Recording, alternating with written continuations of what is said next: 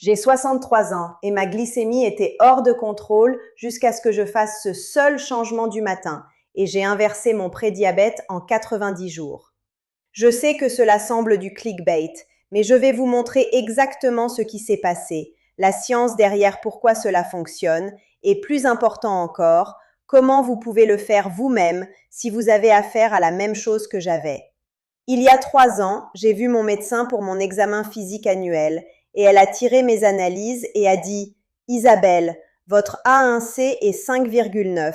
Vous êtes officiellement prédiabétique et je veux vous commencer sur la metformine. » Maintenant, j'avais passé 28 ans comme proviseur de lycée.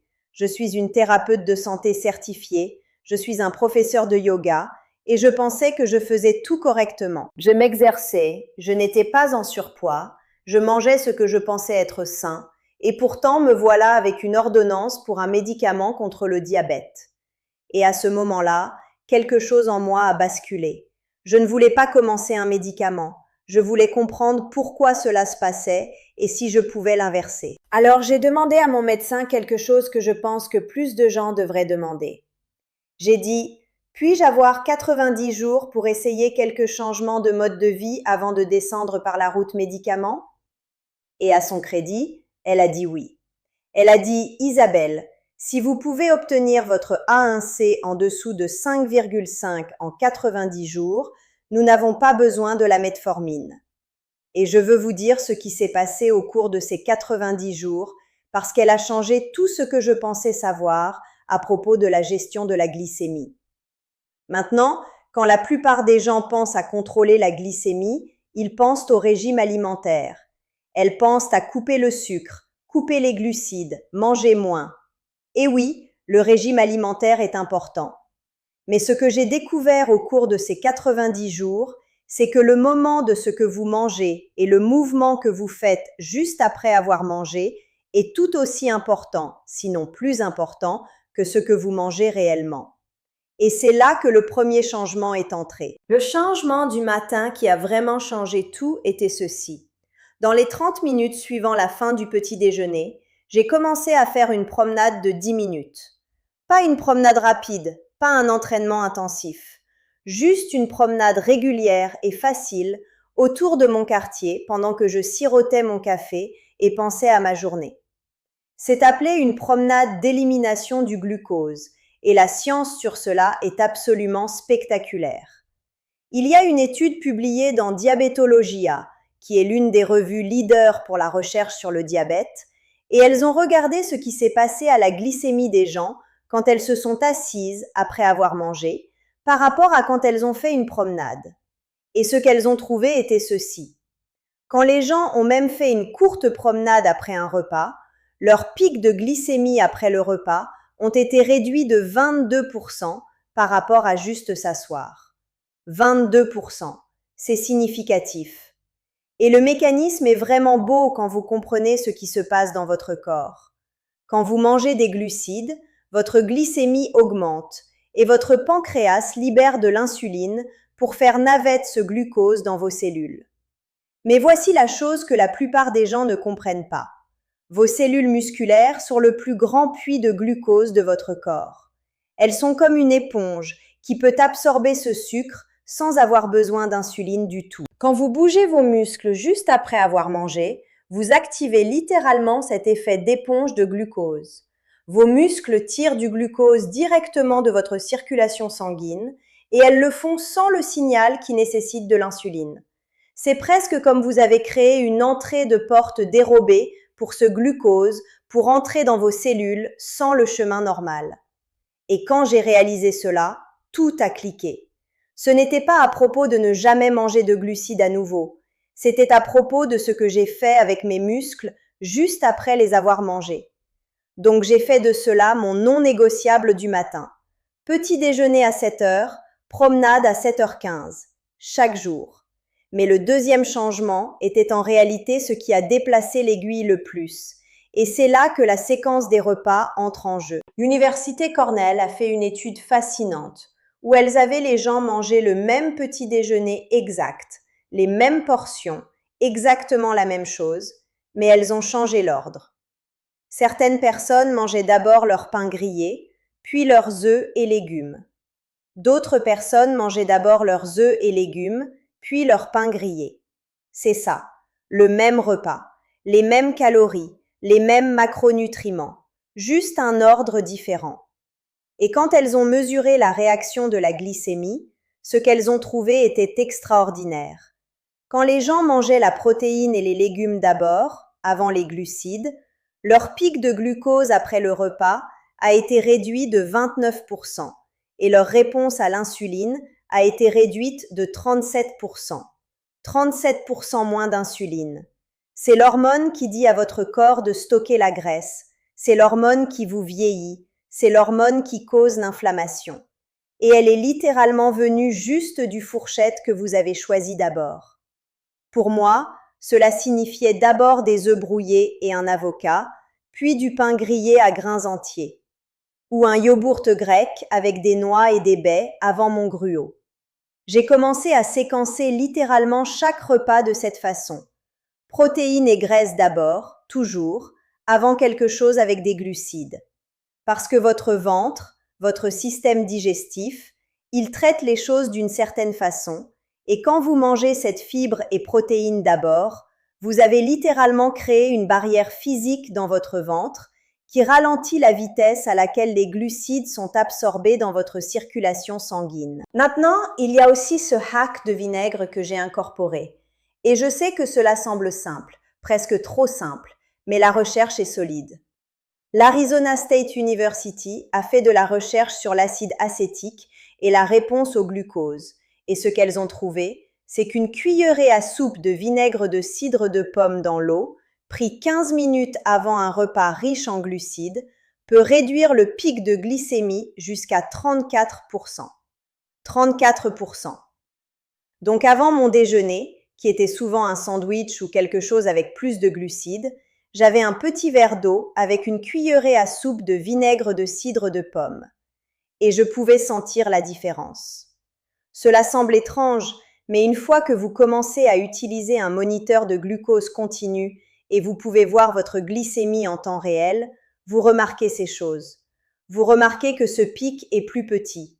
Vous remarquez que vous n'avez pas cet effondrement d'énergie l'après-midi qui vous a déjà envoyé à la distributrice automatique.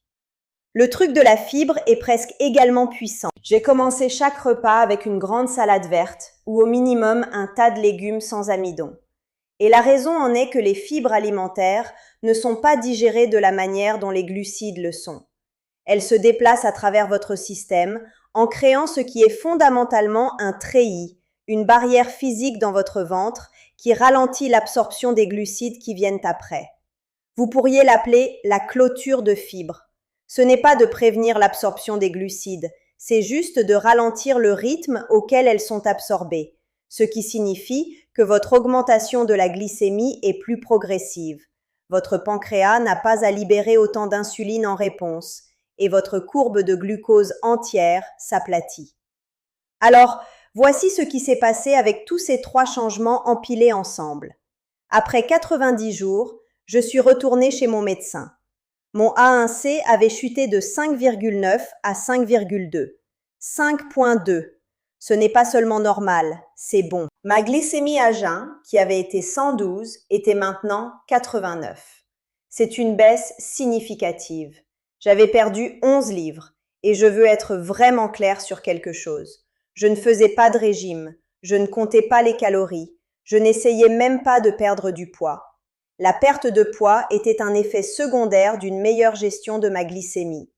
Et mon médecin, fidèle à sa parole, a déchiré cette ordonnance de metformine et a dit « Continuez à faire ce que vous faites. Maintenant, je veux aller plus profondément ici parce que je sais ce que quelqu'un pourrait penser. Vous pourriez penser « Eh bien, Isabelle, je n'ai pas de prédiabète, je n'ai pas de diabète, ma glycémie est fine, pourquoi devrais-je m'en soucier ?» Et c'est exactement la question que je me suis posée il y a 3 ans. Et c'est la mauvaise question. Parce que voici la chose à propos de la glycémie que la plupart des gens ne comprennent pas. Vous n'avez pas besoin d'être diabétique pour une glycémie élevée pour vous vieillir. Chaque fois que votre glycémie monte en flèche, en particulier ces pics nets, vous initiez un processus appelé gliation. C'est là que les molécules de glucose s'attachent à vos protéines et elles créent ces structures appelées produits finaux de glycation avancée, AGE. Et les AGE font exactement ce que son acronyme suggère. Elles vous vieillissent. Elles se croisent-lient votre collagène, elles raidissent vos vaisseaux sanguins, elles causent l'inflammation dans votre corps entier. Chaque pic est comme un minuscule événement inflammatoire dans vos cellules. Et au fil du temps, ces pics s'accumulent. Nous parlons de potentiellement des milliers d'œufs par an, des milliers de petits événements vieillis qui se passent dans votre corps chaque fois que vous mangez quelque chose qui cause votre glycémie à monter en flèche. Et ce n'est pas juste la chose du vieillissement, bien que c'est certainement significatif quand vous êtes dans vos 60 et vous voulez rester vibrant et sain. Les pics de glycémie causent aussi la faim, c'est important. Quand votre glycémie monte en flèche, votre pancréas libère de l'insuline, et l'insuline est très bonne à son travail. Elle fait navette ce glucose dans vos cellules si rapidement et si efficacement qu'un couple d'heures plus tard, votre glycémie s'effondre. Elle s'effondre en dessous d'où elle a commencé. Et votre corps, désespéré pour remonter la glycémie, envoie des signaux de faim. Elle libère la gréline, l'hormone de la faim, et soudain vous avez faim. Vous avez envie de quelque chose de sucré, vous avez envie de glucides, vous avez envie de ce rapide correctif d'énergie. Et la plupart des gens interprètent cela comme un manque de volonté, comme avoir besoin de manger plus, quand réellement, c'est juste la dérégulation de la glycémie. Quand vous stabilisez votre glycémie avec ces changements, cette faim disparaît juste, les envies disparaissent. Ce n'est pas à propos de la volonté plus, c'est à propos de la biochimie. Je veux aussi parler de sommeil, parce que c'était une révélation pour moi. J'avais l'habitude de me réveiller à 3 heures du matin presque chaque nuit, et je ne pouvais pas me rendormir. J'ai supposé que c'était juste une partie du vieillissement. Mes amies se plaignaient toutes du même. Tout le monde parle de comment votre sommeil s'aggrave après 60. Mais ce que j'ai découvert, c'est que beaucoup de ces réveils à 3 heures, peut-être même la plupart d'elles, sont en réalité des crashs de glycémie. Votre glycémie tombe au milieu de la nuit, votre système nerveux la perçoit comme une menace, il inonde votre système de cortisol et d'adrénaline pour remonter votre glycémie de retour, et boum, vous êtes réveillé. Complètement réveillé. Et l'ironie est que vous ne pouvez pas vous rendormir parce que vous êtes inondé de ces hormones de stress. Quand j'ai stabilisé ma glycémie avec ces changements, mes réveils à 3 heures ont presque complètement arrêté. Et cela seul a été transformateur pour ma qualité de vie. Et c'est là où le moniteur de glucose continu devient tel un outil puissant, parce que vous pouvez voir tout cela en temps réel. Vous pouvez mettre un CGM, manger votre petit déjeuner normal et regarder votre graphique monter en flèche. Vous prenez ce même petit déjeuner, mangez vos légumes d'abord, faites une promenade 15 minutes plus tard et regardez combien de temps le courbe devient plus plate. Vous obtenez de voir la réponse réelle de votre corps en temps réel plutôt que juste d'obtenir un nombre d'A1C tous les 3 mois. Il devient ce mécanisme de commentaires incroyable qui vous enseigne à propos de votre propre métabolisme. Maintenant, je veux introduire un élément supplémentaire que les gens parlent rarement quand elles discutent de la glycémie, et c'est la masse musculaire. Parce qu'en vieillissant, surtout quand les femmes vieillissent, nous perdons la masse musculaire. Les scientifiques l'appellent sarcopénie. Et ceci est directement connecté au contrôle de la glycémie. Votre tissu musculaire est métaboliquement actif. Il utilise constamment du glucose. C'est votre plus grand puits de glucose. Quand vous perdez la masse musculaire, vous perdez la capacité d'élimination du glucose. Vous perdez littéralement la capacité à gérer les glucides efficacement. C'est l'une des raisons pour lesquelles les problèmes de glycémie s'aggravent en vieillissant. Nous nous déplaçons moins, nous nous entraînons en force moins et nous perdons les muscles, ce qui signifie que nos puits de glucose rétrécissent. Et c'est pourquoi j'ai incorporé l'entraînement en force dans ma routine. J'ai commencé à faire de l'entraînement en résistance 2 à 3 fois par semaine, rien de fou, mais régulier. Vous n'avez pas besoin d'être à la salle de gym pendant des heures. 30 minutes, 2 à 3 fois par semaine, avec des poids ou des bandes de résistance, est suffisant pour préserver et même reconstruire une partie de cette masse musculaire. Et quand vous le faites, vous n'obtenez pas seulement l'avantage esthétique d'avoir plus de ton musculaire. Vous rendez littéralement votre corps plus efficace à la gestion du glucose. Vous créez plus de puits de glucose. Vous élargissez votre capacité métabolique. L'entraînement en force est de la médecine de glycémie. C'est aussi important que n'importe quoi d'autre dont nous avons parlé. Laissez-moi rassembler tout cela, parce que je veux m'assurer que vous comprenez le tableau complet de ce qui a changé pour moi et comment vous pouvez appliquer cela. Les 3 changements principaux étaient la promenade d'élimination du glucose dans les 30 minutes de manger, la séquence des repas où vous mangez votre protéine et gras avant vos glucides, et puis en utilisant ces petits trucs comme le vinaigre, la fibre, pour aplatir davantage la courbe de glycémie. Et quand vous empilez tous les 3 ensemble, quand vous les faites régulièrement jour après jour, votre glycémie devient stable. Votre énergie reste régulière tout au long de la journée. Vous arrêtez d'obtenir ces effets d'après-midi. Votre faim et vos envies se stabilisent. Vous dormez mieux. Vous vous sentez plus vibrant. Et voici la partie belle. Aucun de ces changements n'est restrictif. Je n'ai pas eu à abandonner aucun aliment. Je n'ai pas eu à aller sur un régime spécial. J'ai juste changé quand j'ai mangé d'elle, comment j'ai les séquencé et ce que j'ai fait après d'elle. Et les résultats ont parlé pour d'elles-mêmes. Maintenant, je veux dire quelque chose d'important ici, parce que vous êtes une femme adulte et vous méritez d'avoir cette conversation avec les gens qui connaissent votre historique de santé. Si vous prenez actuellement des médicaments de glycémie, si vous êtes sur la metformine ou n'importe quel autre diabète ou prédiabète médicament, s'il vous plaît, ne faites pas de changement à votre médicament sans parler à votre médecin. Ce que j'ai fait a fonctionné pour moi parce que j'étais dans les stades précoces du prédiabète et mon médecin a accepté de me laisser d'abord essayer des changements de mode de vie. La situation de tout le monde est différente. Votre médecin doit être partie de cette conversation parce que quand votre glycémie s'améliore et se stabilise, vos doses de médicaments pourraient avoir besoin d'être ajustées. L'hypoglycémie, avoir une glycémie trop basse, est en réalité dangereuse. Les changements de médicaments doivent absolument arriver sous surveillance médicale. Mais ce que vous pouvez faire maintenant, indépendamment du médicament, c'est commencer à mettre en œuvre ces 3 changements. Démarrez cette promenade d'élimination du glucose. Commencez à séquencer vos repas. Commencez à ajouter le vinaigre avant les repas riches en glucides. Commencez à charger sur la fibre et les légumes. Ce sont complètement sûr, elles n'ont pas d'effet secondaire et elles aideront votre corps à gérer le glucose mieux à partir d'aujourd'hui. Et je vais vous dire une autre chose qui s'est produite comme effet secondaire de tout ce travail de glycémie.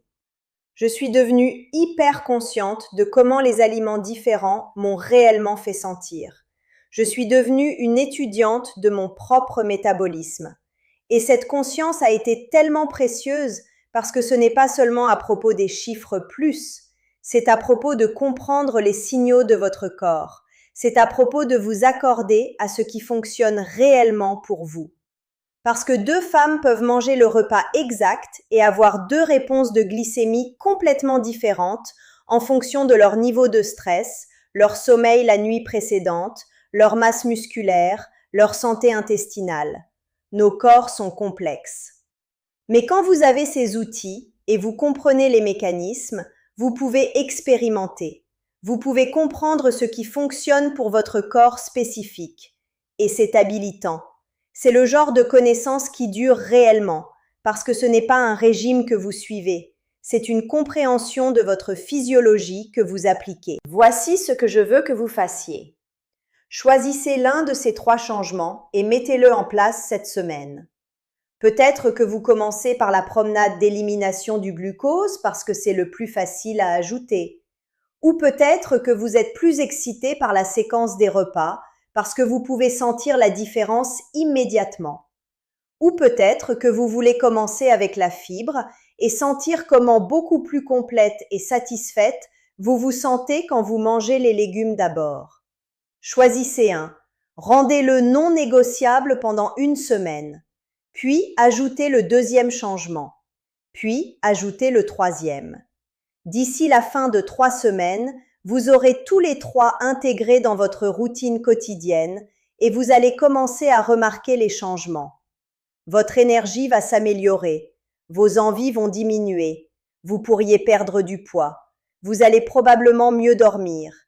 Et quand vous allez chez votre médecin pour votre prochain contrôle et vous récupérez vos analyses, je ne serais pas surpris si votre A1C s'était amélioré. Parce que la gestion de la glycémie, une fois que vous comprenez comment le faire, est sincèrement l'une des choses les plus impactantes que vous pouvez faire pour votre santé à ce stade de la vie. Je travaille déjà sur quelque chose de même plus spécifique pour la semaine prochaine que je ne peux pas attendre de partager avec vous. Nous allons parler de la densité osseuse, parce que la perte osseuse est une autre chose qui nous arrive quand nous vieillissons, et il y a des aliments et des nutriments très spécifiques qui peuvent l'aider à prévenir et même l'inverser. C'est aussi important que la glycémie. Mais pour l'instant, j'espère que vous avez quelques étapes d'action que vous pouvez commencer à mettre en place aujourd'hui. J'espère que cela a résonné avec vous. Et j'espère que si vous avez affaire au prédiabète ou à des problèmes de glycémie, vous savez que vous avez des options et que les changements de mode de vie peuvent être incroyablement puissants. Merci d'être ici.